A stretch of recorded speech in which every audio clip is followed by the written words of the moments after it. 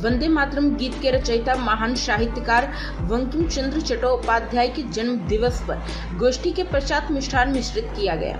यह कार्यक्रम अखिल भारतीय स्वतंत्रता संग्राम सेनानी उत्तराधिकारी संयुक्त संगठन कानपुर इकाई ने अपने स्थापना दिवस के अवसर पर गोल चौराहा स्थित आजाद प्रतिमा स्थल पर एक गोष्ठी का आयोजन किया।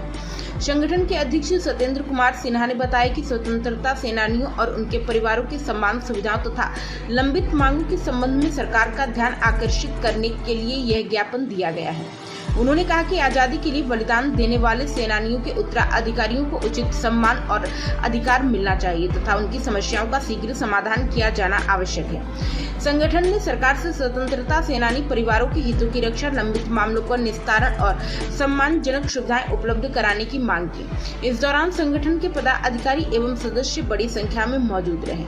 प्राइम संदेश न्यूज से संवाददाता साविश आलम की रिपोर्ट। सर, आपका नाम क्या है? सत्येंद्र कुमार सिन्हा।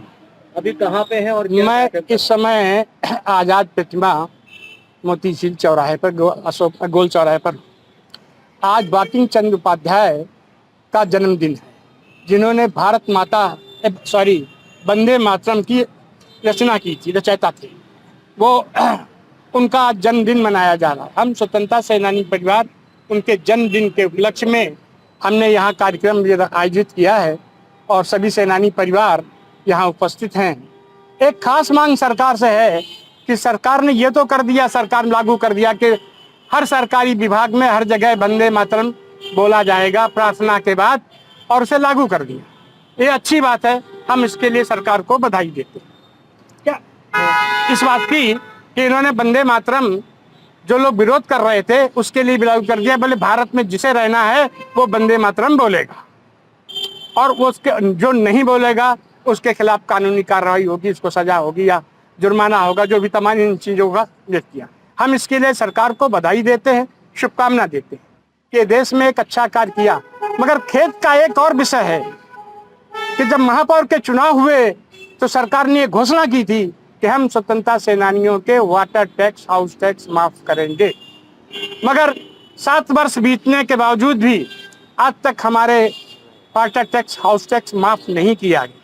ये खेद का विषय है। हम कानपुर शहर में करीब 1.5 लाख सेनानी परिवारों वोटर हैं। उत्तर प्रदेश में 25 लाख सेनानी परिवार है और पूरे हिंदुस्तान में हम 2 करोड़ हो गए हैं। हम जब चाहेंगे सरकार की दिशा और दशा दोनों बदल देंगे। हम में वो खून है जो देश के लिए मर मिटने के लिए तैयार है। हम सरकार से अनुरोध करते हैं, अगर आपको हमें नहीं देना, नहीं माफ करना है तो आप घोषणा कर दो, हमें नहीं देना है। हम नहीं मांगने आएंगे आपके दरवाजे आपसे कहने के लिए कि आप ये, मगर ये झूठा शासन लेकर सदन से प्रस्ताव पास करो और शासन में डाल के बैठ जाओ। ये सेनानियों के लिए शर्म की बात है कि हम आपके दरवाजे पे कहें आपने वादा किया था और अब तक माफ नहीं किया।